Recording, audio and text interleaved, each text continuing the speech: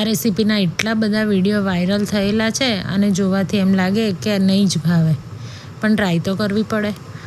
એક મિક્સરના જારમાં ધોયેલા આદુ, મરચાં, કોથમીર, લસણ, આંબલી અને ફુદીનો લેવાનો છે. બધું પાણી નાખીને થોડી પેસ્ટ બનાવી લેવાની છે. એક બાઉલમાં લેવાનું છે અને એક બોટલ ઠંડુ પાણી નાખવાનું છે.